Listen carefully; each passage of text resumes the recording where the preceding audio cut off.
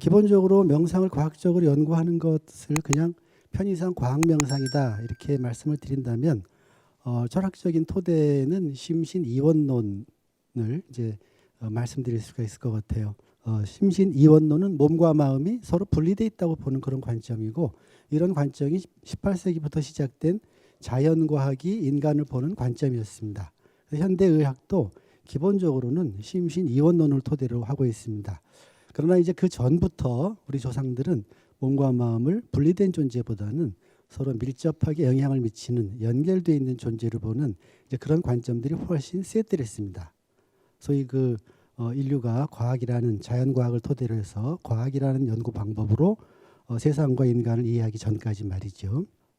그런데 실제 과학계에서 그 심신 이론론을 뒷받침하게 되는 획기적인 연구가 나오게 된 것은 1975년도입니다. 1975년도에 심리학자였던 아더라는 사람이, 아더 코헨이라는 사람이죠. 그 사람이 다른 연구를 하다가 인간이 어떤 그 마음과 면역계가 아주 밀접하게 연결이 되어 있다는 것을 실증해 주는 연구를 하게 됩니다. 이 연구는 뭐 소개드리면 굉장히 길어지니까 생략하고요.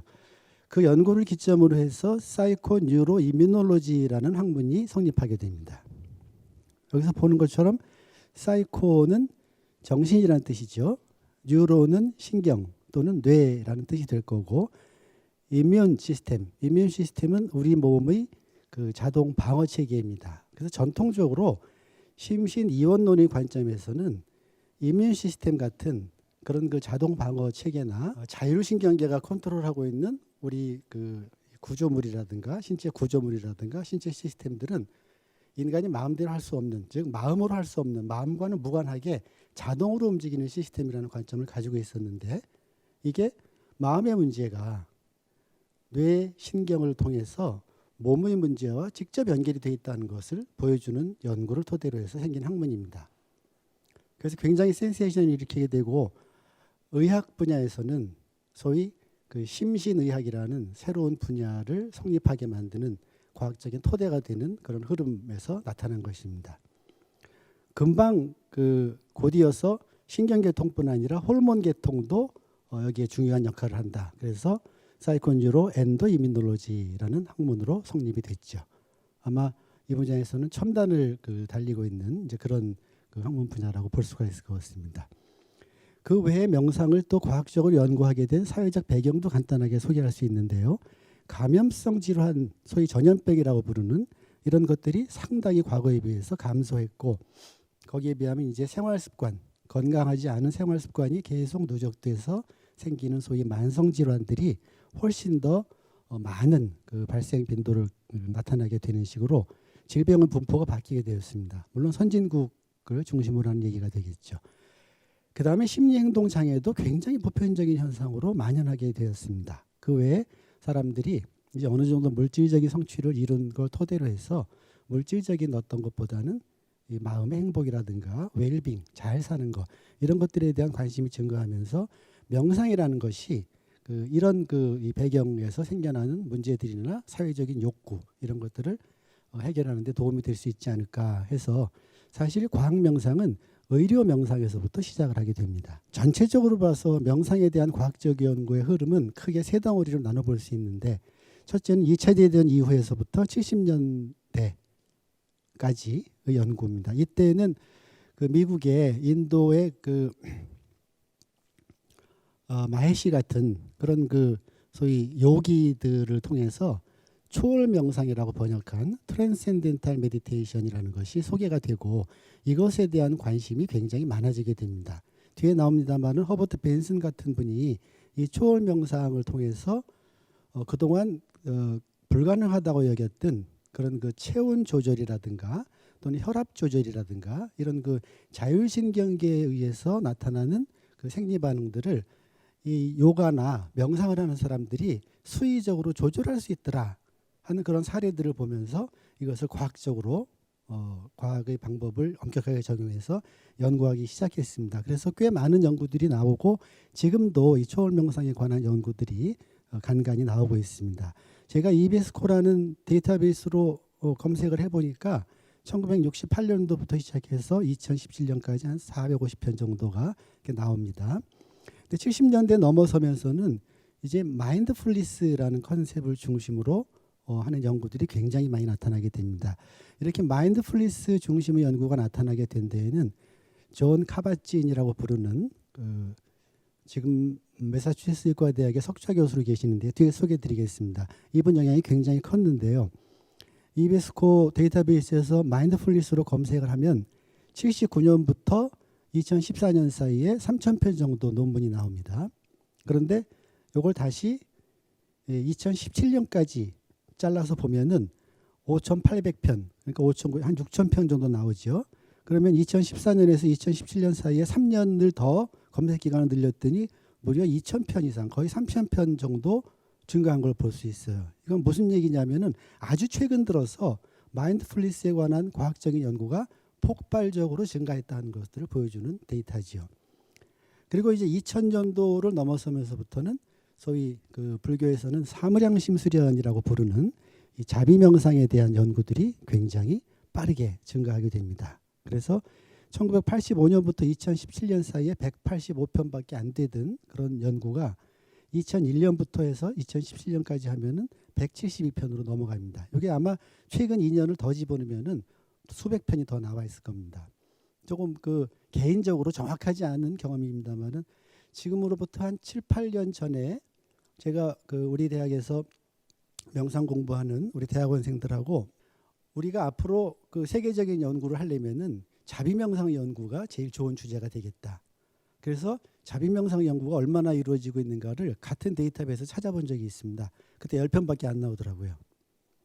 그런데 최근 들어서 이미 수백 편으로 늘어나고 있는 것을 보면서 제가 여러 가지 그 감상에 좀 사로잡혔었습니다. 아, 미국 사람들 대단히 무섭구나. 연구 인력이 워낙 많으니까 좋은 주제가 하나 나타나면은 그냥 정말 실말로 벌떼같이 달려들어서 연구 성과들을 내는 걸 보면서 자비명상에 대한 관심이 우리가 쫓아가기 어려울 정도로 이미 과학적인 분야에서 특히 이제 미국의 연구자들을 중심으로 이루어지고 있구나 하는 것을 알게 되었습니다. 자, 이 세 가지 덩어리 연구를 간단하게 소개를 하겠습니다. 컨센트레이션 연구는 허버트 벤슨이라는 분을 빼고는 할 수가 없습니다. 바로 이분인데요. 이분이 심장병 전문이고 지금 그 하버드 의대 그때도 교수였고 지금 이제 석좌 교수로 계시는데 이분은 이제 심신의학의 창시자라고 부릅니다. 소위 그 마인드 바디 메디슨의 창시자다 이렇게 부르고 돌아가신 장영갑 교수님의 조사에 따르면은 지금 미국의 의과대학의 거의 대부분이 심신의학을 필수 과목으로 지정해서 가르치고 있는 것으로 알고 있습니다. 거기에 비하면 우리나라 의과대학에서는 어떤지 제가 정확한 자료는 없는데요.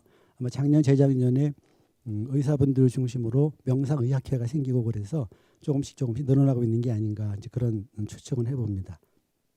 자, 이분은 초월 명상하시는 분들, 그 다음에 티벳 명상하시는 분들을 연구를 했습니다. 이런 연구에는 실제로 뭐라 그럴까요? 티벳 지도자 분들, 또 초월 명상하시는 요기들 이런 분들 도움이 굉장히 컸죠. 이 연구는 대개 다 뭐였냐면은 자율신경계의 수의적인 조절을 직접 측정한 겁니다.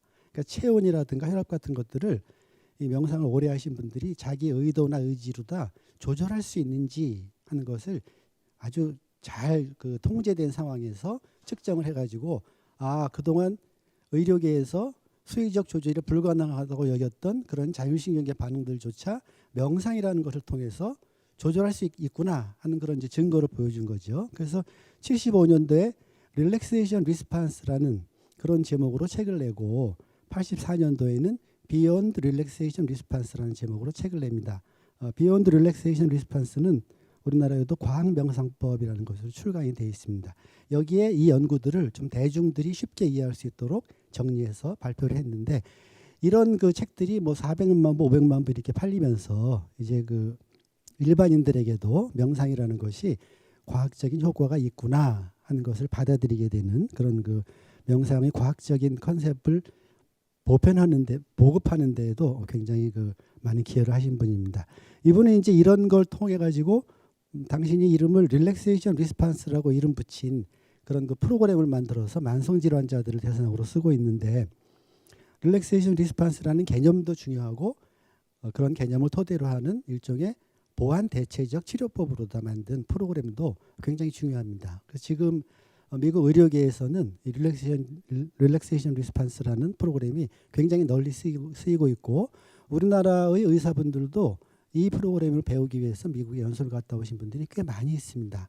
다만 이 프로그램은 의료 장면에서 주로 활용이 되고 있고 제가 알기로는 저작권이 걸려 있다고 그래요.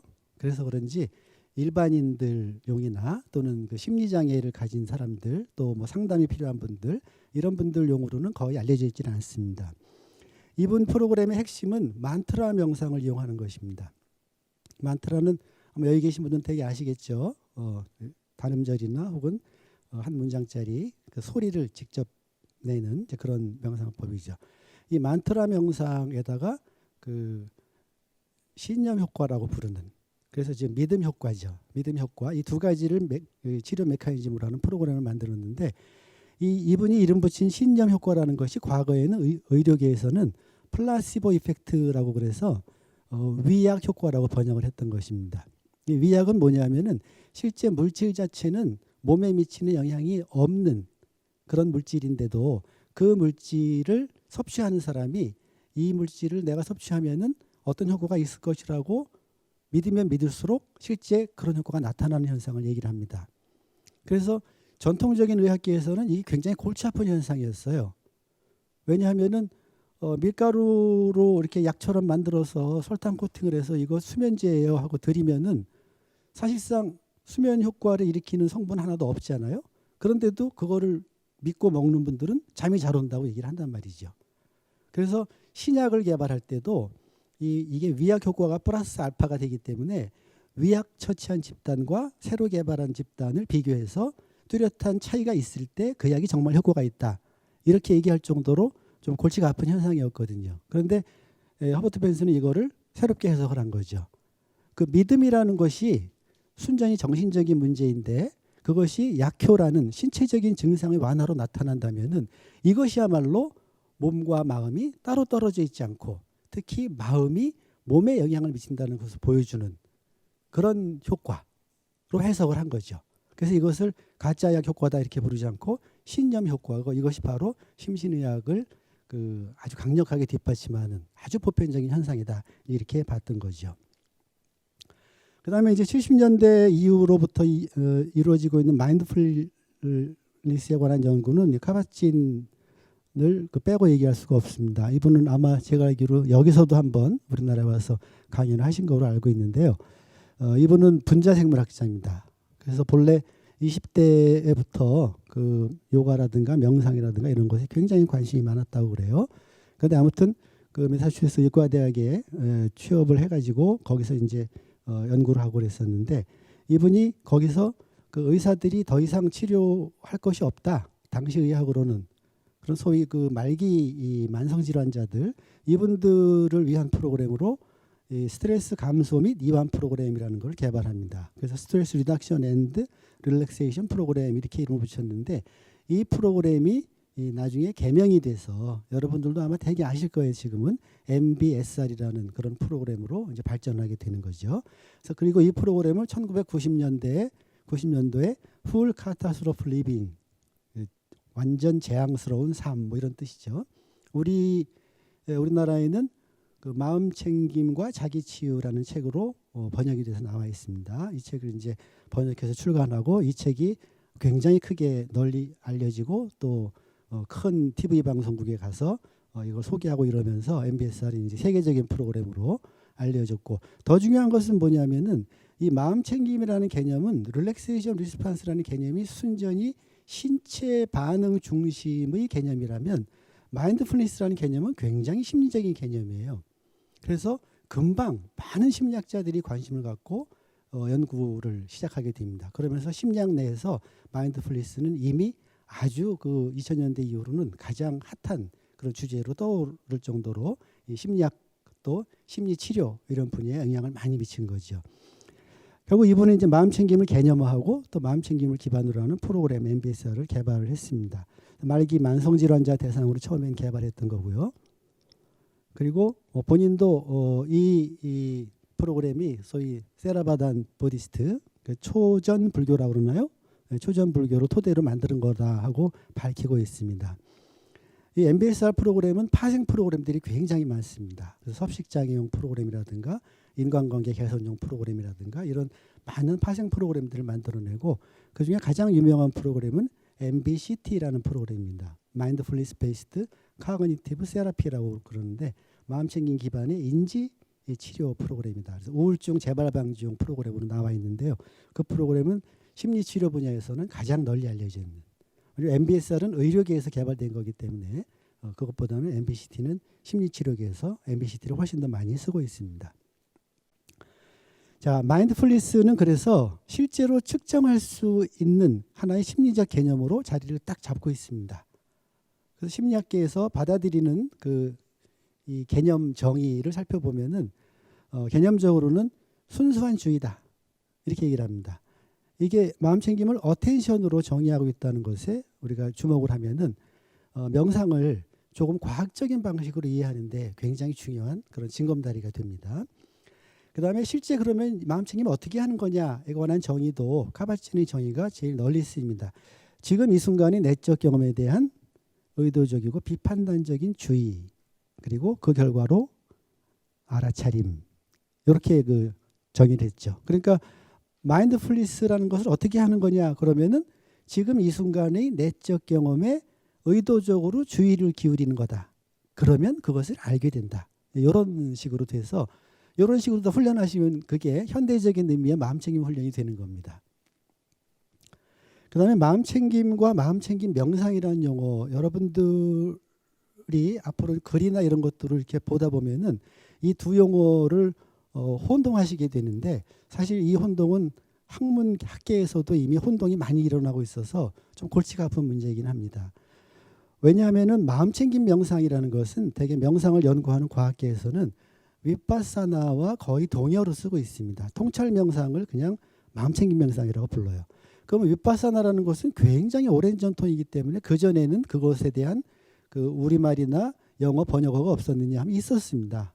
통찰 명상, 지혜 명상이라고 번역했던 것이고 서양에서는 wisdom meditation, insight meditation 이렇게 번역을 했던 것인데 그때까지만 해도 그것은 종교계의 사람들이 쓰는 용어였고 이제 완전히 일반인들에게 알려지기 시작하면서는 오히려 마인드풀니스라는 게 훨씬 알려지면서 지금 일반 미국인들한테는 마인드풀니스, 메디테이션 이렇게 부르면 그게 윗바사나에 해당하는 것으로 보시면 될 것 같아요. 근데 문제는 뭐냐면은 마음챙김이라는 것은 윗바사나에만 필요한 것이 아니라는 점이 우리를 좀 헷갈리게 만드는 거죠. 마음챙김 명상은 마음챙김 능력을 키우는 것이 기본적인 목적입니다. 그렇지만 마음챙김 능력이나 또는 마음챙김의 태도라는 것은 어떤 종류의 명상이든 적건 많건 조금씩은 필요로 하는 그런 어떤 사전 태도이자 또 자연스럽게 배양되는 것이기도 하자 이런 것입니다. 그래서 마인드풀니스와 마인드풀니스 메디테이션을 서양 학자들도 학술 논문이나 이 잡지 이런 데서 자꾸 혼동해서 쓰는 경우들을 굉장히 많이 볼 수 있습니다. 그래서 이것이 윗바사나 명상을 지칭하는 것인지 아니면은 제너럴하게 그냥 이런 명상 저런 명상 다 합쳐가지고 그냥 마인드풀니스라고 쓰는 것인지 하는 것들을 조금 헤아려서 보시지 않으면은 정확한 이해를 하는데 오히려 혼동이 될 수가 있겠다. 그다음에 또 많은 연구자들도 또 일반인들도 마음챙김 자체를 메디테이션과 동의어로 쓰는 경향이 굉장히 강합니다. 그래서 미국 같은 데서는 메디테이션이라는 용어를 쓰는 경우보다 그냥 마인드풀니스라고 쓰는 경우들이 훨씬 더 많아요. 그래서 저같이 공부하는 사람들은 개념 구분을 정확하게 하고 그래야 되는데 자꾸 이렇게 헷갈리게 글을 쓰고 그래서 이해하는데 굉장히 어려움이 있다는 말씀을 이제 드리고 싶고요. 그다음에 이제 2000년도 이후에 많이 연구가 이루어지고 있는 컴패션 연구인데요. 이 컴패션은 보통 연민 또는 자비라고 번역을 합니다. 이 번역에도 문제가 좀 복잡한 문제가 깔려 있긴 한데요. 어쨌거나 사물양심 수련을 토대로 해가지고 이 자비를 개념화하고 이것을 주로 심리 치료를 하시는 분들이 연구도 많이 하고 많이 활용하고 있습니다. 그래서 길버트 같은 학자의 컴패션 포커스 세라피라고 해서 심리 치료용 프로그램 같은 것들이 나오고 있고 또 MSC라고 밑에 있죠. 마인드풀니스 셀프 컴패션 프로그램 이런 프로그램들이 나오고 있는데 이 셀프 컴패션이라는 개념은 그 불교라는 종교적 관점에서 보면 조금 이상한 개념입니다. 자기 자비라는 개념이. 그런데 아마 미국이라는 그 서구 사회의 어떤 개인주의적인 특성 이런 것들하고 관련해 가지고 자신을 친절하게 대하고 자신의 것을 받아들이는 것이 굉장히 중요한 그런 문제라고 보고 있어요. 미국 서양의 심리학자들이 그런 관점에서 그 밑에 써놓은 셀프 에스템이라는 자존심이라는 컨셉을 대체하는 대안 개념으로 다 제시를 한 지 한 10년, 5, 6년 정도밖에 안 됐는데 이 개념을 제시하고 측정법을 개발하고 프로그램을 만든 네프라는 사람이 10년도 안 되는 사이에 이 분야의 연구 대가로 떠올라 있습니다. 아무튼 굉장히 연구들이 많이 이루어지고 있는데 자기자비 연구에 관해서는 그 의미나 이런 것들 뒤에 제가 조금 더 말씀을 시간이 드릴 수 있을까 모르겠네요. 자, 명상 또는 마인드풀니스 이거를 과학적으로 개념화할 때 개념적인 그 공통점은 기본적으로 명상을 어텐션 트레이닝으로 본다는 점입니다. 주의 훈련이다. 그래서 주의 능력은 크게 보면 세 가지인데요. 하나는 주의를 한 곳에 모으는 능력, 두 번째는 모아놓은 주의를 그곳에 유지하는 능력, 세 번째는 필요할 때 주의를 거두어서 다른 곳으로 보내는 능력. 이 세 가지가 인간뿐 아니라 많은 동물들도 마찬가지일 거예요. 어텐션 능력의 세 가지인데 이 주의 능력을 배양시키는 그런 훈련이다. 이게 중요한 점이죠. 그래서 과거에 아주 모호하게 그 종교적인 용어로 표현했던 그런 것을 이제 과학으로 넘어오면서 명상은 기본적으로 어텐션 트레이닝이다. 단 어텐션 트레이닝만으로 끝나는 것이 아니라 거기에 태도나 어떤 정서 같은 그런 준비 태세 이런 것들도 같이 들어가는 훈련이다. 그래서 이 태도는 어떤 태도를 요구하느냐? 보통 우리가 이제 내려놓는다 이렇게 많이 얘기를 하는데 그 비판하지 않고 있는 그대로를 보는 또는 흔히 말하는 여실지견의 태도로 여실지견하려는 이제 그런 그 태도를 이야기를 하죠. 그 다음에 기왕이면 긍정적인 정서들을 배양하고 이제 그런 정서들을 통해서 다른 사람에게 이타성을 발휘한다거나 뭐 이런 것들도 가능해지겠죠. 그래서 보통 이제 특히 마음챙김 같은 경우는 많은 학자들이 거의 예외 없이 마음챙김 훈련은 어텐션 훈련과 애티튜드 훈련이다. 이렇게 정리하고 있는 것에 크게 반론이 없는 것 같습니다. 어텐션 조금 말씀을 드려야 되는데요. 어텐션은 우리 인간이 그 정보 처리를 하는 시스템이라는 측면에서 봤을 때 처리할 정보가 무엇인가를 선택하는 첫 번째 과정, 즉 인간의 인지 능력 또는 인지 처리 과정에서 첫 번째 단계가 바로 주의라는 것입니다. 근데 주의는 주로 우리가 감각기관을 통해서 뭘 알게 되지만 주의는 감각기관의 문제는 아니에요. 주의는 완전히 의식의 에너지라고 보통 얘기할 수밖에 없는데 우리가 의식이 깨어있는 상태에서 사용할 수 있는 정신적 에너지이고 이 에너지는 퍼뜨려서 쓰는 것이 아니라 관심이 가고 중요한 자기한테 중요한 대상들 쪽으로 이렇게 모아서 쓰는 것으로 알려져 있습니다. 그래서 심리학에서 어텐션의 특징은 첫 번째 특징이 뭐냐면은 선택적이다 하는 것입니다. 선택적. 주의의 대상이 되면은 그것이 우리의 감각기관을 통해서 우리 의식의 하나의 경험으로 나타나게 되고 그렇게 우리 의식의 경험으로 나타나게 되면 우리는 그것을 비로소 주관적으로 알 수 있게 된다. 그러므로 우리의 심리적인 세상이라는 것이 우리 의식 경험으로 이루어져 있다. 이렇게 가정을 하면 사실 가정이 아니라 심리학자들은 거의 다 그렇게 믿습니다. 하면 우리가 어떤 세상을 경험하느냐 하는 것은 우리의 주의가 어디에 가느냐가 결정을 하는 겁니다. 그래서 제가 여러 강연이나 이런 데서 많이 그 예를 들어드리는 게 있는데 지금 여기 계시는 분들이 주의를 한번 목 뒤로 한번 보내보세요. 자신의 목 뒤에 주의를 기울여 보세요. 목을 볼 수가 없죠. 볼 수 없습니다만 주의를 기울일 수 있어요. 이거는 보이지 않는 멘탈 에너지, 의식의 에너지니까. 목 뒤가 느낌이 어떻습니까? 목 뒤에 주의를 기울였더니 지금 이 순간 여러분들의 의식에 어떤 경험이 떠오릅니까? 이런 질문을 하시면 잘 못 알아들으세요. 이런 질문을 받아본 적이 없으니까. 시간 관계상 제가 말씀드리면 자, 목 뒤에 주의를 기울이니까 첫째, 목이 있다는 걸 알 수 있죠.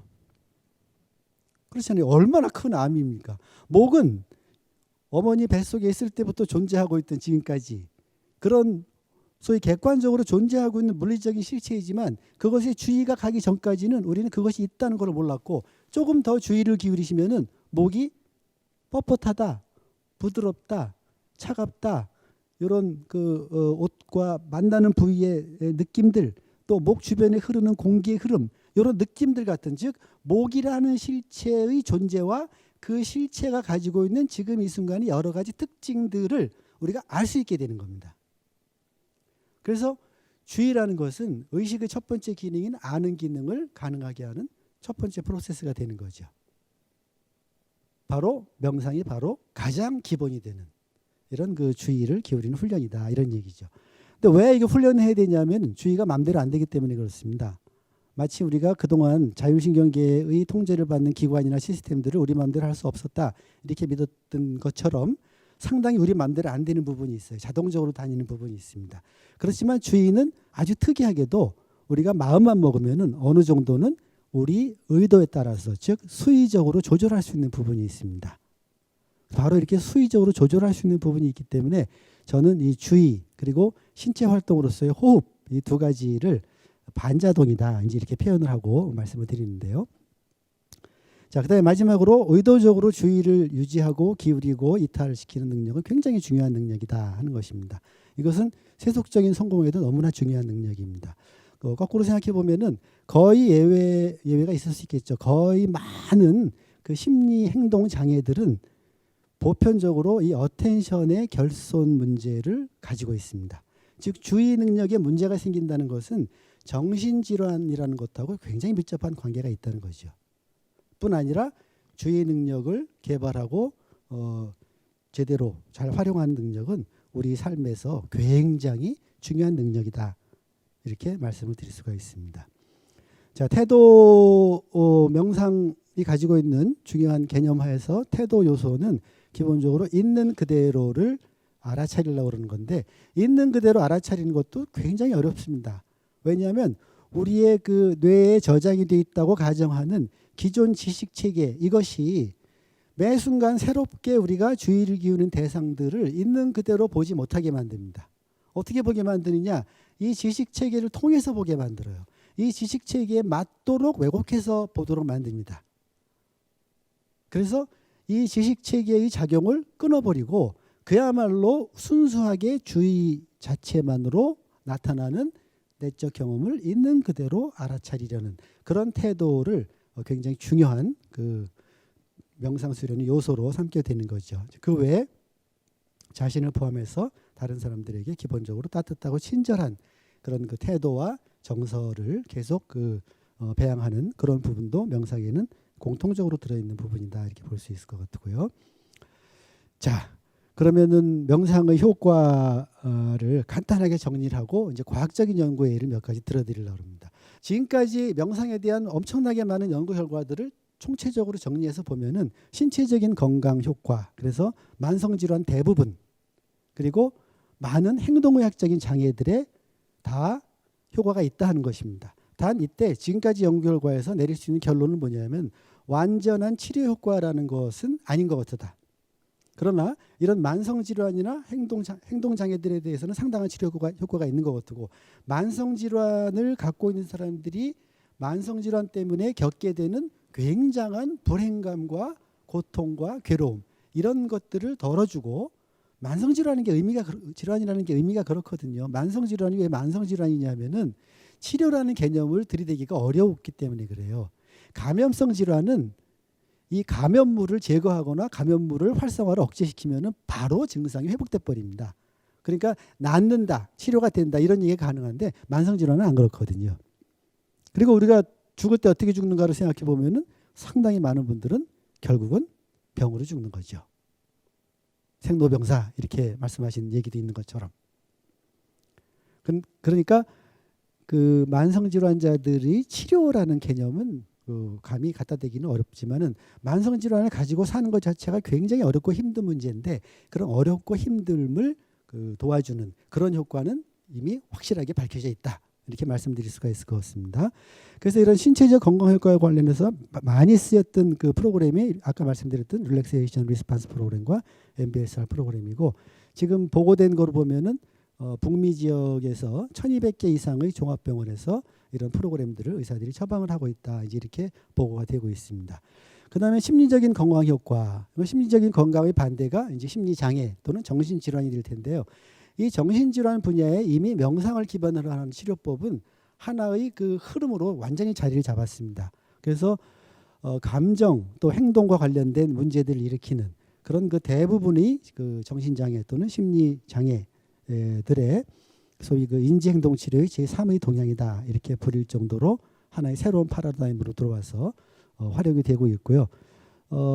연전에 여기 왔던 그 거머 박사라는 분이 계신데 그분 얘기에 따르면은 북아메리카 지역에 심리 치료를 하는 그 서티피케이트를 가지고 있는 그런 그 개업한 심리 치료자들의 50% 이상이 어떤 식으로든 내담자들이 심리 치료에 명상을 쓰고 있다 이렇게 이제 그 말씀을 하시고 있습니다. 실제로 나오는 그 논문들도 보면은 최근에는 이런 연구들이 굉장히 많이 나오고 있습니다. 그 다음에 인지 및 정서 효과인데요. 인지적으로 거의 모든 주의 관련된 수행, 퍼포먼스죠, 성과. 그 다음에 어떤 기억, 메모리 문제라든가 이런 것들에 상당한 그 긍정적인 영향을 미친다 하는 것도 이제 알려져 있고요. 그 다음에 아주 중요한 것으로다 내적 경험에 대해서 수용력이 향상된다. 여기 내적 경험이 지금 이 순간 우리가 경험하고 있는 감각이나 감정이나 생각 이런 것들을 다 내적 경험이라고 부르는 겁니다. 사실 모든 경험은 내적 경험입니다. 그런데도 바깥의 것 때문에 생기는 경험 이런 것들은 뭐 외적 경험이다 이렇게 구분하기 때문에 할 수 없이 구분하는 거지 모든 경험은 기본적으로 내적 경험입니다. 그 원인이 바깥에 있든 우리 안에 있든 마찬가지입니다. 이 수용력을 갖는 것이 정서와 생각 이런 것들을 조절하는데 아주 핵심적인 키포인트가 되는 그런 능력입니다. 이걸 이용해 가지고 정서의 문제 같은 것뿐 아니라 정서가 원인이 돼서 나타나는 역기능적이고 병리적인 행동 같은 것들도 조절할 수 있는 힘이 생기는 거죠. 그다음에 긍정적인 정서가 늘어나고 부정적인 정서가 감소하는 이런 효과들도 이미 알려져 있는 것들입니다. 대인관계 효과에 관한 연구는 의외로 적습니다. 시간이 조금 모자랄 것 같아서 이건 그냥 넘어가겠습니다.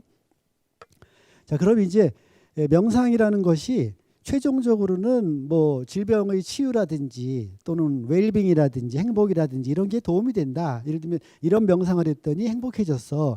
이런 명상을 했더니 사는 게 사는 것 같아. 그런데 도대체 그게 가운데에서 어떤 일이 있었기에 그러느냐 하는 것들을 자꾸 설명하려고 그러는 것이 과학이거든요. 그런 그 매개 변수를 두고 하는 설명, 그거를 이제 기전이라고 메커니즘이다 이렇게 얘기를 할 수 있는데 명상이 효과를 발휘하는 생물학적인 신경생물학적인 기전은 어떤 것이 있는가? 첫 번째는 자율신경계입니다. 명상은 부경함신경계를 활성화시킵니다. 부경함신경계가 활성화된다는 것은 몸이 쉴 수 있는 상태가 된다 하는 것입니다. 그다음에 명상은 면역계를 강화한다는 연구, 이런 연구들, 즉 면역계를 강화하니까 감염성 질환에도 방어력이 세진다. 그래서 요즘 보니까 코로나19에 관련된 명상들이 그 유튜브에 보니까 굉장히 많이 올라와 있기도 하더라고요. 예, 이 연구는 뒤에 다시 한번 설명을 드리겠습니다.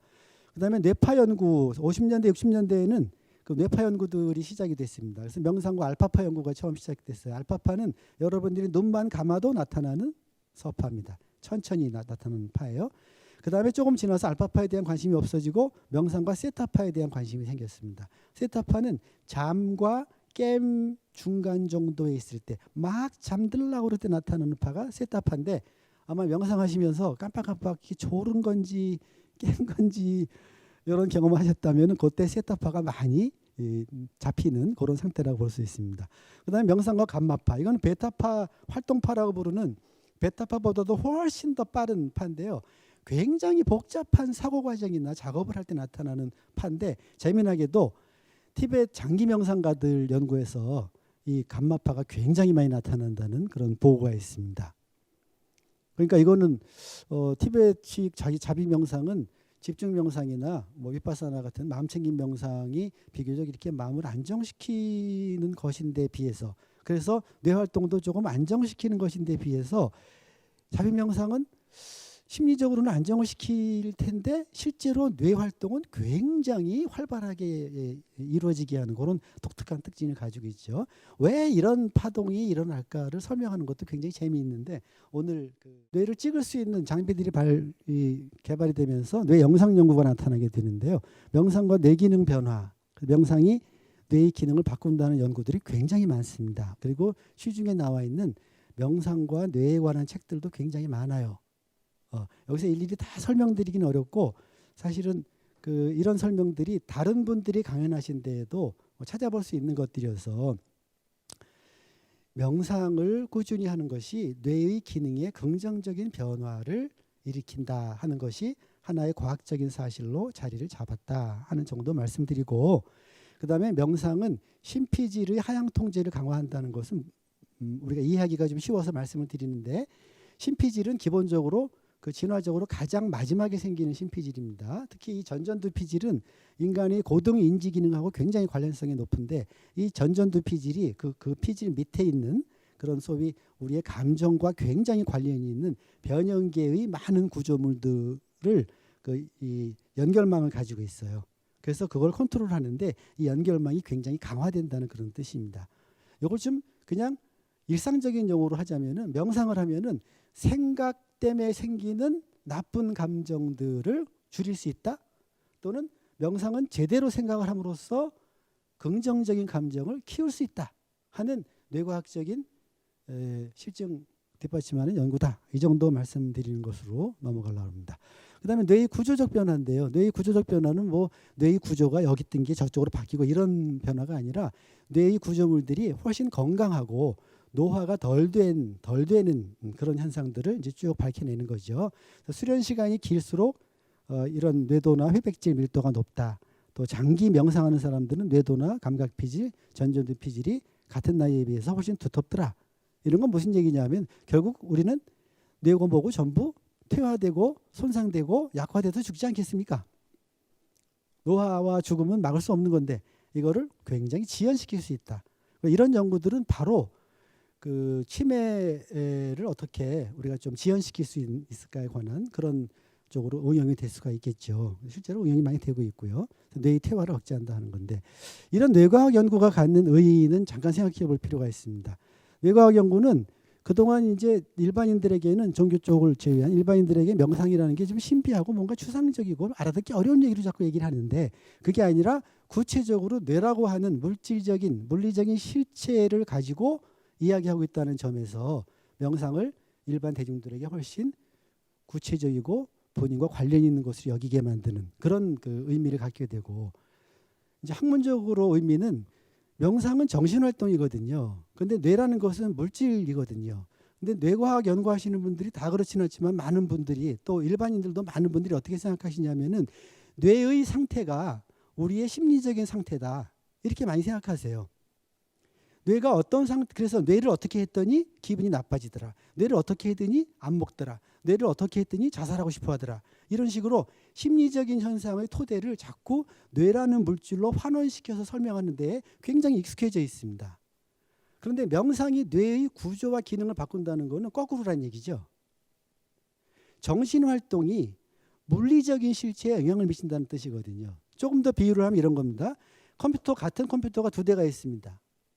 두 컴퓨터의 어떤 프로그램을 자주 쓰느냐 하는 게 달라요. 이쪽은 뭐 예를 들면 한글 프로그램을 많이 썼고 이쪽은 그래픽 프로그램을 많이 썼어요.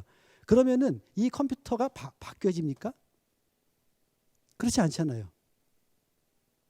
이해가 되시나요? 그런데 명상이라는 게 뭐냐면 어떤 프로그램을 돌리느냐거든요. 프로그램을 어떻게 쓰느냐는 거거든요. 그래서 기존에 쓰는 프로그램이 뭐 하나만 보면은 바로 그거에 대해서 끊임없이 자동 연쇄 반응을 해가지고 생각을 낳고 꼬리에 꼬리를 물고, 그래서 그 생각 때문에 불편해지니까 또 그 생각하고, 이런 프로그램이 돌아가는 거를 스탑시키고 그냥 지금 이 순간 있는 그대로 받아들이고 놔둬라, 내버려둬라, 이런 식으로 새 프로그램을 돌리는 거거든요. 그랬더니 구조물이 바뀐다는 뜻이잖아요. 이거는 거꾸로 생각하면은 심신의학이라는 파라다임이 타당하구나 하는 것을 보여주는 증거가 되죠. 또 심신이원론이 훨씬 더 인간을 설명하는 체계로서 이론론이 심신이원론보다 더 설명력이 높다는 걸 보여주는 거죠. 네. 그 다음에 이런 것과 관계없이 뇌를 연구하는 사람들은 뇌를 직접 개입함으로써 정신활동과 행동을 조절할 수 있는 가능성을 열어줍니다. 좀 극단적으로 얘기하면은 선정에 들어가는데 2시간씩 앉아있을 필요가 없을지도 몰라요. 선정이라는 상태의 뇌의 기반을 변화시키는 약물이나 뇌를 자극함으로써 선정이라는 심리적 상태를 만들어낼 수도 있다고 보는 거죠. 뇌과학 연구하는 사람들은 거의 다 그렇게 생각하십니다. 그래서 우리가 어렸을 때 들었던 요약을 먹으면은 수학, 덧셈 뺄셈을 마스터해. 조약을 먹으면 곱셈을 마스터해. 이런 식으로. 자, 이렇게 되면 어떤 문제가 생기냐면 명상을 왜 하느냐 하는 문제가 생길 겁니다. 답은 뻔하죠. 명상은 어떤 상태의 목표가 중요한 것이 아니라 명상하는 과정에 의미가 있는 것이죠. 예, 그런 점에서 명상을 너무 큰 것을 목표로 하지 않으시기를 저는 제 학생들이나 제가 명상 안내하는 분들에게 굉장히 강조를 하고 있습니다. 자, 심리 사회적인 메커니즘입니다. 아주 그 재미있고 중요한 연구여서 설명을 소개를 드리려고 그러는데 이 연구의 제목이 Wandering Mind is an Unhappy Mind 이렇게 되어 있어요. 방황하는 마음은 불행한 마음이다 이런 뜻입니다. 이건 아마 우리 그 불교 계통이나 이런 데서 하는 설명하고 그냥 딱 맞는 설명일 거예요. 근데 이거를 과학적인 방식으로 입증해내고 있다는 게 굉장히 재미있는 거죠. 원더링 마인드라는 거는 이 과학의 입장에서는 어떤 뜻이냐면은 내가 지금 어떤 과제를 하고 있을 때 그 과제에 주의를 온전히 기울여서 그 과제와 관련된 인지 활동을 하는 것, 즉 생각을 하는 것, 이것은 마음의 방황이라고 보지 않습니다. 내가 지금 이 일을 하는데 자꾸 딴 생각을 하고 있어요. 과제와 관련이 없는. 그러면 그걸 마음의 방황이라고 정의를 하는 겁니다. 그래서 아이폰 앱을 이용해 가지고 그 5,000명 정도의 데이터를 모았습니다. 어떻게 했냐면 이 핸드폰에다가 이 연구에 참여하는 사람들한테 랜덤한 시간에 신호를 보냅니다. 그래서 그걸 딱 받으면은 질문이 딱 뜨는 거예요. 그래서 첫 번째 질문은 지금 기분이 어떻습니까? 아주 안 좋다, 아주 행복하다. 1점부터 100점 사이. 그 다음에 당신 지금 뭐 하고 있습니까? 요 연락 받았을 때 나 지금 강연하고 있었다. 나는 컴퓨터 하고 있었다. 나는 뭐 잘라고 그랬다. 나는 밥 먹었다. 나는 운전했다. 있을 수 있겠죠. 그 다음에 당신이 고1을 하면서 고1이 아닌 다른 생각을 지금 했냐? 이렇게 물어본 거예요. 그리고 답은 보기 4개 중에 하나를 고르게 합니다. 아니야, 나 이 일에 관련된 거 하고 있었어. 아, 난 이 일 말고 딴 그 즐거운 생각을 하고 있었어. 아, 나 이 일 말고 좀 불편한 생각을 하고 있었어. 난 이 일 말고 즐겁지도 않고 불편하지도 않고 그냥 중립적인 생각을 하고 있었어. 이 중에 답을 하게 한 겁니다. 그래서 이 데이터 중에서 미국 사람 데이터 2,500개 정도만 모아가지고 분석을 한 결과입니다. 첫 번째는 마음의 방황은 측정 시점에 47%에서 발생한다. 이게 무슨 얘기냐면은 지금 뭐 하고 있냐 물은 다음에 너 마음이 방황했냐 이렇게 물었을 때 한 반 정도는 방황했다 이렇게 답한다는 거예요. 뒤집어 얘기하면은 우리가 의식이 깨어있는 상태에서 일과 관계없이 딴 쪽으로 다른 생각으로 왔다 갔다 하는 이런 것들은 굉장히 일반적이고 보편적인 현상이라는 걸 보여줍니다. 그 다음에 활동을 어떤 걸 하느냐 하는 것과 어떤 활동을 하느냐 하는 것이 방황하는 비율에 차이가 있느냐, 또 어떤 활동을 하는 것이 그 마음이 방황하는 생각의 내용에 차이가 있느냐, 이런 거는 관계가 없다는 겁니다.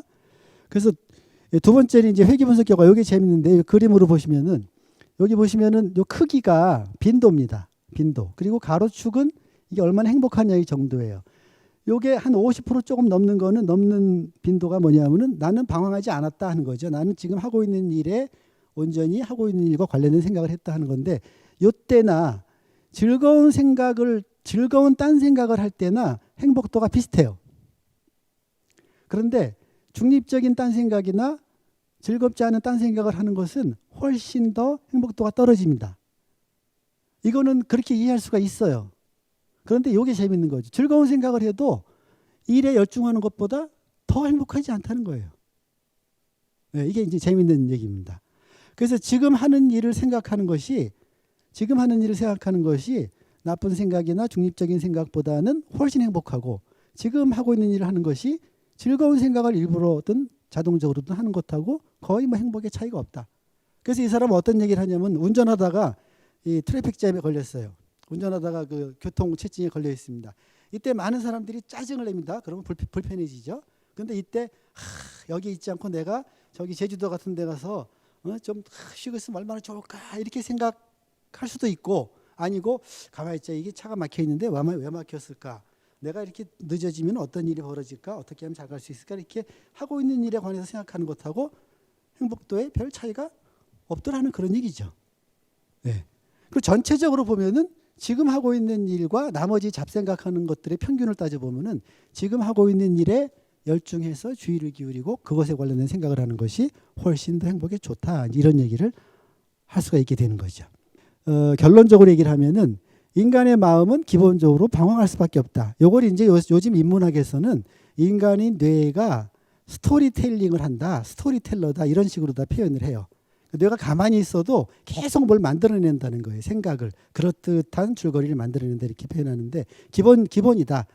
그다음에 무엇이 일어나지 않고 있는가, 즉 이런 일이 벌어졌으면 좋겠는데를 생각하는 거. 즉 과거가 아니라 미래에 관한 일 또는 과거를 생각하는 일도 포함시켜도 괜찮아요. 과거도 이미 없어진 일입니다. 지금 존재하지 않는 일이에요. 이런 것이 분명히 인간이라는 종이 가지고 있는 엄청난 인지적인 성취지만 이게 결국은 불행과 관련된 대가를 치를 수밖에 없다.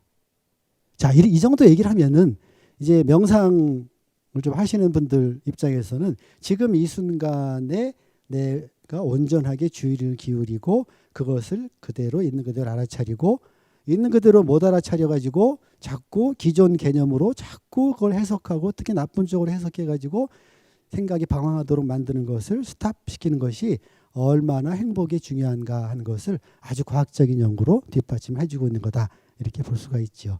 자, 그다음에 우리가 이제 하나 또 좀 생각해 볼 거는 명상이라는 수련법이 생각을 어떻게 다루느냐 하는 것을 기존의 심리치료라는 명상이나 심리치료나 다 불행한 마음을 줄이자는, 그래서 마음의 병을 고치자는 공통적인 목표를 가지고 있어요. 그런데 명상이 생각이라는 것을 다루는 방식과 심리치료에서 특히 인지치료가 생각을 다루는 방식은 판이하게 다릅니다. 명상은 생각을 어떻게 다루죠? 생각을 그냥 하나의 현상으로 다룰 뿐입니다. 잠정적인 현상으로 다루고 생각을 실체로 여기지 말도록 교육을 시키고 통찰하도록 훈련을 시킵니다. 그래서 이런 생각이 나타났군. 예를 들면 나는 참 한심한 사람이야. 이런 생각이 나타났어요. 그럼 명상에서는 네가 한심한 사람이 아니고 당신은 지금 이 순간 머릿속에서 그런 생각이 나타나는 것뿐이야. 그냥 내버려 둬. 이렇게 하게 되죠. 그러나 인지치료에서는 이 생각 자체가 불편한 감정이나 부정적인 행동의 큰 원인이라고 보기 때문에 이 생각 자체를 분석해서 제대로 된 생각으로 바꿔주도록 만듭니다. 예를 들어서 난 좋아하는 사람이 하나도 없어. 이런 생각은 우리를 굉장히 외롭게 만들겠죠. 그죠? 그런데 인지치료에서는 나를 좋아하는 사람이 하나도 없다는 생각이 사실인가를 따져보게 만들어요. 여러 가지 방식으로. 그랬더니 그게 아니고 나를 좋아하는 사람도 있네. 그러니까 정확하게 얘기하면은 나를 싫어하는 사람이 있고 나를 좋아하는 사람이 있다. 그런 제대로 된 그런 생각으로 바꿔줌으로써 부정적인 감정적 결과나 행동적인 결과를 막을 수 있다고 보는 거죠. 자, 이 얘기에서 어느 정도 그 감을 잡으셨겠지만 리얼리티를 제대로 보게 만든다 하는 면에서는 인지치료와 이 명상이 동일합니다. 리얼리티로 보게 만든다는 점에서는. 그렇지만 인지치료는 과정에서 생각을 자꾸 바꾸도록 만들죠. 제대로 된 생각으로, 잘못된 생각이니까 제대로 된 생각으로 바꾸게 만들고, 마음챙김 명상 같은 데서는 생각을 아예 바꿀 대상으로 보질 않습니다. 그냥 일시적인 현상으로 보고 거기에 연연하지 않도록, 즉 생각과 나를 동일한 것으로 보지 않도록, 이걸 이제 생각과 나의 동일시라고 부르는데 동일시하지 않도록, 탈동일시하도록, 또 생각과 나를 거리를 두도록 이런 방식으로 하면서 다루고 있다는 게 굉장히 큰 차이입니다. 그럼에도 이 두 가지 치료법은 통합돼서 소위 그 MBCT라는 마음챙김 기반의 인지치료라는 치료법으로 통합돼서 아주 널리 쓰이고 있습니다. MBCT는 개발할 때는 우울증 재발용으로 만들었지만 그동안 연구 결과는 우울증 재발뿐 아니라 다른 꽤 많은 이 정신적인 문제들에도 심리 장애에도 치료 효과가 있는 것으로 나타나고 있습니다. 자비명상 최근에 연구가 굉장히 많다고 그랬는데요. 자비명상은 이제 그 과학적인 연구의 측면에서 보면은 그 자비명상은 주로 대인 관계에서 발생하는 그런 감정의 문제, 소셜 이모션 문제입니다. 소셜 이모션, 그 감정을 어떻게 하면은 긍정적인 감정을 적극적으로 개발할 수 있느냐 하는 그런 측면의 수련으로 파악을 하고 있습니다. 그런 점에서 마음챙김이나 집중 이런 것들하고는 굉장히 다르죠. 방법이 다릅니다. 그런데 프레드릭슨이라는 여성이신데 이분 그 얘기에 따르면은 우리가 긍정 정서에 있을 때는 소위 마음이 좀 너그러워져요. 마음이 열려요. 가슴이 열리면서 이것이 갖는 굉장히 좋은 효과가 있는데 어텐션이 굉장히 스팬이 넓어집니다. 어텐션의 범위가 넓어집니다. 호기심 같은 것도 굉장히 많이 생기고요. 그 다음에 그 행동 레퍼토리가 굉장히 많아져요. 여러 가지 다양한 행동들을 하고 엉뚱한 그런 행동들도 할 수 있어요. 그 다음에 통찰력이나 창의성 같은 게 향상됩니다.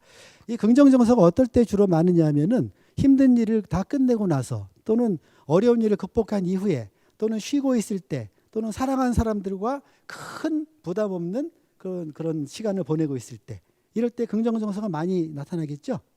그렇겠죠. 이런 상태에서는 부정적인 정서가 많을 때에는 주의가 굉장히 한정되고 할 수 있는 행동의 종류나 가지수가 레퍼토리가 굉장히 좁아집니다. 왜냐하면 그 위기 상황을 극복해야 되기 때문에 그래요. 그래서 위기 상황을 극복하는 데는 도움이 되는데 뭔가 이제 저 먼 앞날을 위한 새로운 것들을 만들어내고 새로운 창의력을 만들어내고 또 인간 간의 관계들 같은 것들을 더 돈독히 하고 이런 삶에서 너무나 중요한 그런 부분들을 하는 것은 긍정적인 감정일 때 주로 가능해져요.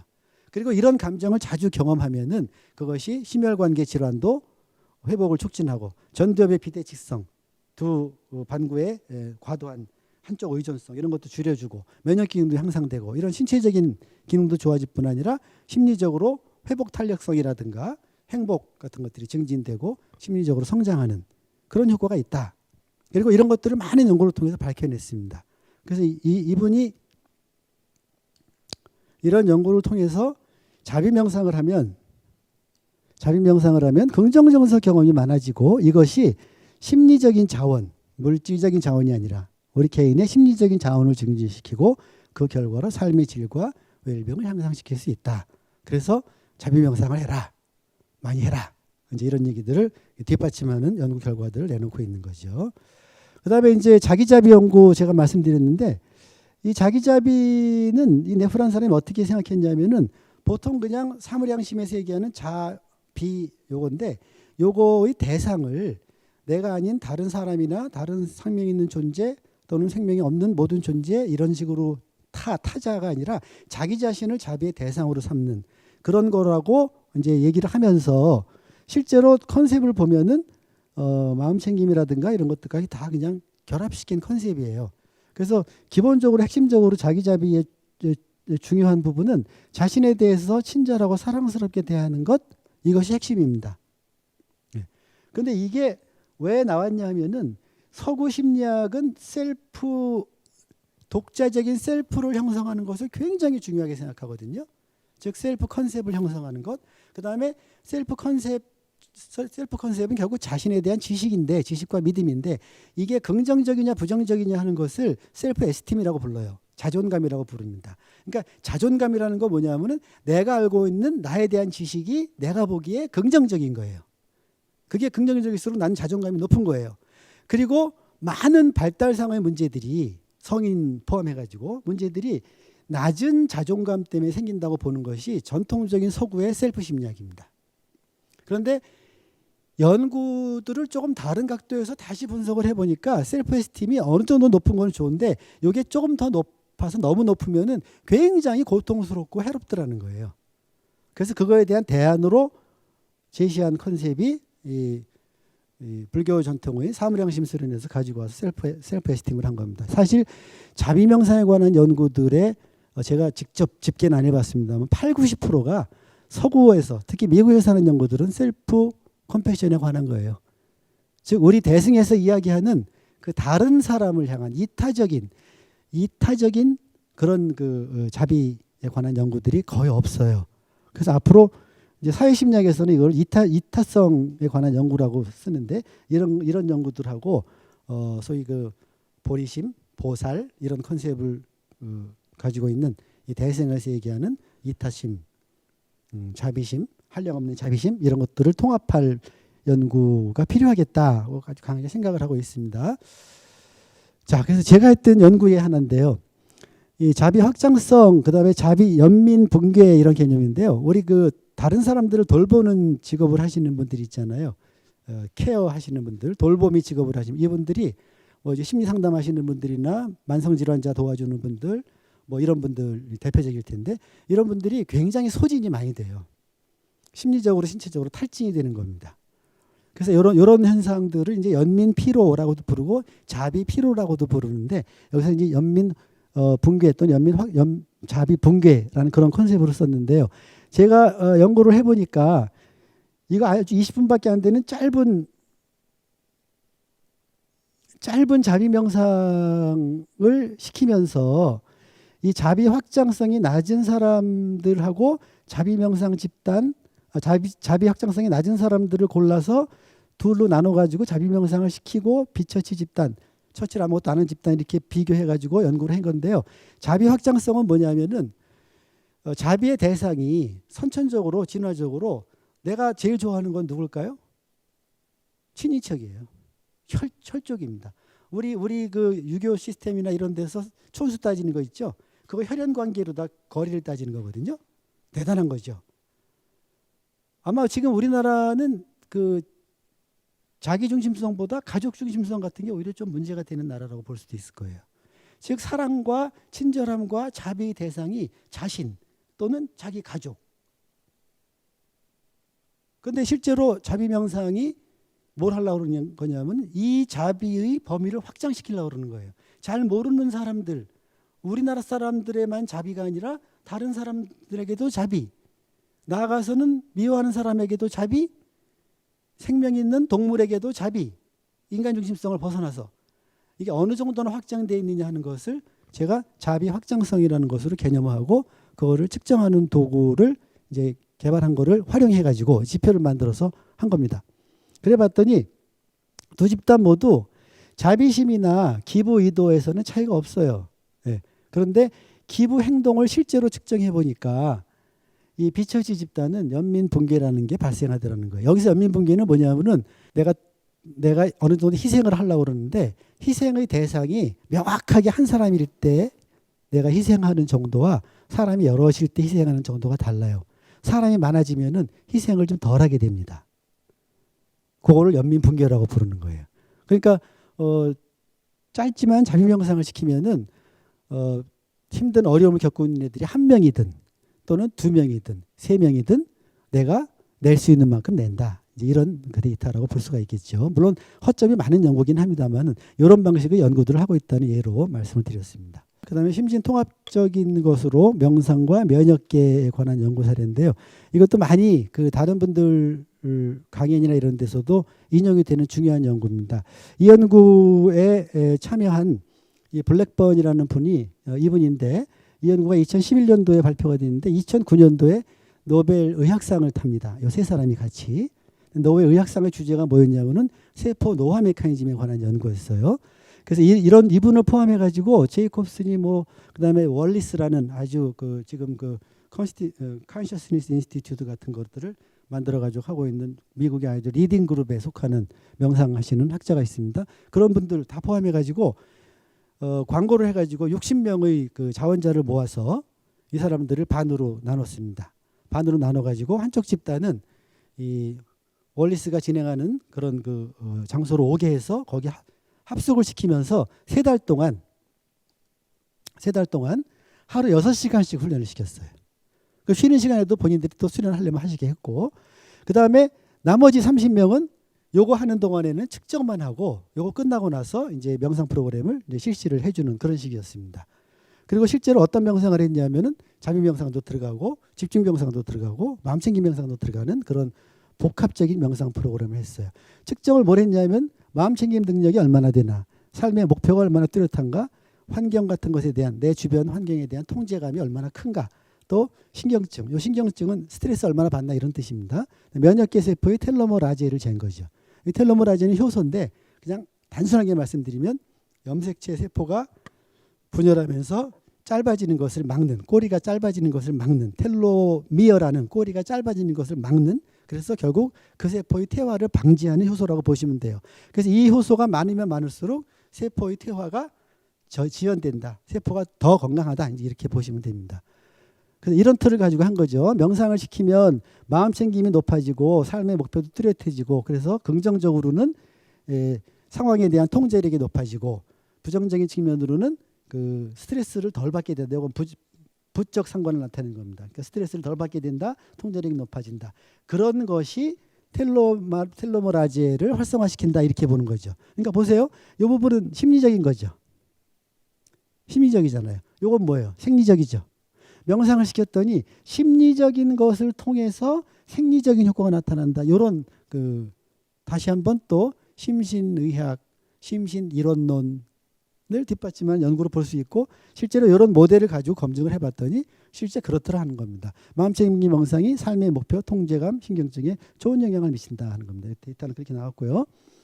그다음에 두 번째는 마음챙김 명상 집단이 통제 집단에 비해서 텔로머라제 활성도가 유의하게 많더라 하는 거죠. 그다음에 세 번째 결과가 재밌는 거죠. 이제 심리적인 효과가 면역 효과를 매개한다. 아까 봤던 명상이 심리적인 것에 먼저 영향을 미쳐서 그래서 생리적인 것에 영향을 미친다 하는 것을 보여주는 그런 그 연구 결과죠. 이 연구는 굉장히 대규모 연구일 수밖에 없고 돈도 무지하게 많이 들어갈 수밖에 없는 그런 연구였고 소위 그 아주 액티브 컨트롤 집단을 두는 그런 아주 그 과학적인 실험 디자인에서 가장 그 신뢰성을 높이 인정받는 그런 식의 디자인을 하고 그런 식의 개입을 하고 데이터를 얻어냈기 때문에 굉장히 이 연구 결과에 대한 학계의 신뢰도가 높은 이제 그런 연구에 속합니다. 세 가지 명상법과 차별적인 효과. 자비 명상이 집중 명상인가 하는 질문을 할 수 있어요. 제가 알기로 불교 명상 전통에서 초기 불교의 경우는 자비 명상이 완전히 집중 명상에 들어가 있습니다. 그리고 티베트 불교의 경우는 자비 명상 자체가 가장 중요한 명상으로 부각이 되어 있습니다. 그리고 이 동부가 이쪽으로 넘어오면은 이게 대승으로 넘어오면서 이제 그 자비 명상의 중요성 같은 것들이 굉장히 커져 있죠. 그런데 심리학자인 제가 볼 때 자비 명상은 그런 그 종교적인 분류와 관계없이 따로 아주 독특한 방식의 명상이라고 분류를 해야 되겠다 하는 겁니다. 자비 명상은 집중 명상이나 통찰 명상하고 뭐가 다르냐면은 자비 명상을 할 때는 우리의 의식 상태, 의식 세계가 어떤 다른 대상이 있어요. 자비 명상 해보셨죠? 남을 놓거나 자기를 놓잖아요. 놓고 자비를 빌어주는 거잖아요. 뭐 연기로 빨아들이고 하고 빛으로 쏴주기도 하고 또 기도를 하기도 하고 이런 식으로다. 그래서 수련 맥락 자체가 사회적인 맥락이 돼버려요. 인간관계 맥락이 된단 말이에요. 그런데 집중 명상이나 통찰 명상은 철저하게 개인적인 맥락입니다. 의식 자체가. 그런 차이가 있어요. 두 번째는 자비 명상은 뭘 자꾸 하려고 그러는 명상이에요. 그런데 집중이나 통찰은 뭘 가능하나 안 하려고 그러는 명상입니다. 소위 존재 방식의 명상이고 자비 명상은 행위 방식의 명상입니다. 그 다음에 자비 명상은 특히 인간관계 정서, 소셜 이모션, 인간에 대한 태도 이런 것들을 배양하는 것에 초점이 가 있는데 실제로 집중이나 통찰 명상은 여기에 국한되지 않고 오히려 생각이나 감각이나 이런 것들까지 모조리 다 수련이 대상으로 삼는다는 면에서 굉장히 다른 거예요. 다릅니다. 네. 그리고 실제로 여러 과학적인 증거들이 서로 활성화되는 뇌 영역이 다르다. 자비 명상할 때 활성화되는 영역과 이런 명상할 때 활성화되는 영역이 다르다. 그 다음에 자비 명상은 집중 명상이 굉장히 이완이 잘 되는 반면에 자비 명상은 그런 이완 상태에서 벌어지는 것과는 오히려 반대로 굉장히 힘든 일이 되더라. 일반인들에게 그렇다는 뜻이에요. 이게 아주 노련해지신 분들한테는 자비 명상은 또 힘이 안 들고 이완 효과를 누릴 수 있지만 일반인들한테 자비 명상은 굉장히 생각할 것도 많고 할 일도 많단 말이에요. 집중 명상은 그냥 하나만 보고 있으면 되잖아요. 한 가지 일만 반복하면 되잖아요. 자비 명상은 뭐 떠올려야지, 뭘 보내야지, 뭘 한 일이 많단 말이에요. 그래서 실제 연구해 보니까 일반인들 자비 명상 시킬 때 보면은 이 각성 수준이 높고 에너지 소모량이 더 많습니다. 집중 명상에 비해서. 이런 데이터들을 토대로 볼 때 자비 명상을 좀 달리 볼 필요가 있겠다. 그래서 제가 이제 그 저희 아주대학교 심리학과에 그 건강심리 전공을 하고 있는데요. 아주대학교 안에다가 건강 명상 연구센터라는 걸 만든 지 한 8년쯤 됩니다. 그 학생들 불러서 이제 명상에 관한 그 연구로 석사, 박사 논문을 쓰게 하고 배출을 하는데 그런 그 논문 지도에 기본적으로 틀로 삼고 있는 모델이 바로 이 모델 제가 정리한 건데요. 저는 이제 마음 챙김이라는 거, 요거는 이 세 가지 종류의 명상에 다 필요한 것으로 보는 거죠. 특히 여기 이제 좀 두껍게 화살표를 그어놓은 것은 통찰 명상은 특히나 이 마음 챙김을 주로 하는 명상이다 이런 의미고, 집중 명상이나 자비 명상에도 필요하다. 그래서 명상을 세 가지로 그냥 분류를 하는 겁니다. 세 가지를 분류해놓고 그동안의 연구 결과들을 살펴보면은 나중에 크게 봤을 때 효과는 비슷비슷할 수 있는데 어떤 경로를 통해서 효과를 미치냐 하는 것은 굉장히 다를 수 있다는 거예요. 그래서 집중 명상은 신체적인 효과가 굉장히 큽니다. 집중 명상은 다른 명상에 비해서 잠이 무지하게 잘 와요. 물론 다른 명상도 잠이 잘 옵니다만은 자비 명상하면서는 자는 사람 별로 못 봤어요. 근데 집중 명상하면서는 이건 엄청 많거든요. 이게 무슨 얘기냐면 이완이 잘 된다는 뜻이에요. 잠이 잘 온다는 게. 이제 이거를 극복하고서 이완이 되면서도 의식이 딱 깨어있는 상태가 되는 거. 이게 이제 그 허버트 벤슨이 파라독시칼하다고 불렀던 거죠. 명상이 만들고자 하는 마음 상태가 굉장히 생리학적으로 보면 이상한 상태다 이런 뜻이었죠. 보통 몸이 이완되면 마음도 이완돼서 자는 건데 명상하시는 분들은 몸이 완전히 이완되면서 마음은 딱 깨있더라 뭐 이런 거죠. 자, 그다음에 통찰 명상, 위파사나라고 부르셔도 괜찮고 마음 챙김 명상이라고 불러도 괜찮은데 이거는 핵심이 뭐냐 하면은 심리적인 효과인데 특히 제대로 된 생각을 하게 만드는 효과입니다. 심리학적으로 보면 그래요. 제대로 된 리얼리티를 제대로 보는 관점을 갖게 만드는 것이고, 불교적인 전통에서 보면 이게 삼법인의 통찰 뭐 이렇게 얘기할 수 있을 텐데 이게 심리학자들이 통찰이라는 말이 좀 다른 의미를 쓰거든요. 그거보다는 제대로 된 관점을 갖게 만드는 거. 인간이란, 세상이란, 자연이란, 우주란, 어떤 그 사건이란 무엇인가, 우리의 내적 이런 것들은 무엇인가에 관해서 제대로 된 관점을 갖게 만드는 거. 그래서 관점을 전환하는 거, 새로운 관점을 갖게 만드는 거, 이게 핵심입니다. 생각 바꿔먹게 만드는 거죠. 심리적인 효과입니다. 자비 명상은 사회적인 효과가 커요. 특히나 자기 자신을 대상으로 하는 것에서 그치지 않고 이것을 다른 대상으로 넓혀가면서 자비 명상을 꾸준히 하고 많은 분들이 그렇게 한다면 이것은 우리 사회가 갖고 있는 많은 문제들을 해결하는데 굉장히 강력한 파워가 될 수 있을 겁니다. 그래서 자기를 긍정적으로 보고 이타행동, 사랑과 연민을 향상시키고, 이런 것이 자기에게도 도움이 될까요? 도움이 된다고 다 말씀하시지만 연구 결과는 아직 없습니다. 그리고 제가 했던 연구 결과를 보면 아직은 안 그래요. 즉 우리가 이야기하는 세상에 존재하는 모든 것들을 차별하지 않고 사랑과 친절로 대하고 그들의 고통과 괴로움을 구해 주려는 그런 마음을 갖는 것이 나에게 도움이 될 것인가? 분명히 도움이 된다고 무수히 많은 명상하시는 분들, 선지식들이 얘기를 했습니다마는 안타깝게도 과학적인 데이터는 별로 없습니다.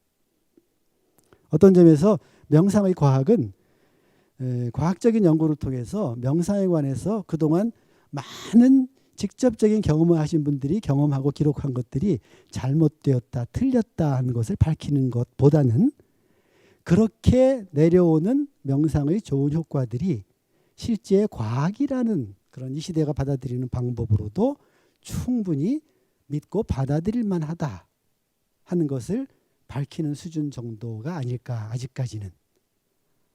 그리고 이제 명상이라는 그 놀라운 그 인류의 문화유산을 조금 더 적절한 방식으로, 즉 어떤 명상을 어떤 사람들에게 어떤 방식으로 어느 정도 훈련시키면 많은 효과들 중에서 특히 어떤 것에 효과를 낼 수 있을까 하는 훨씬 더 정교하게 명상의 이득을 세상에 펼치게 만드는 데 과학 명상이 크게 기여할 것이다. 이렇게 기대를 하고 있습니다.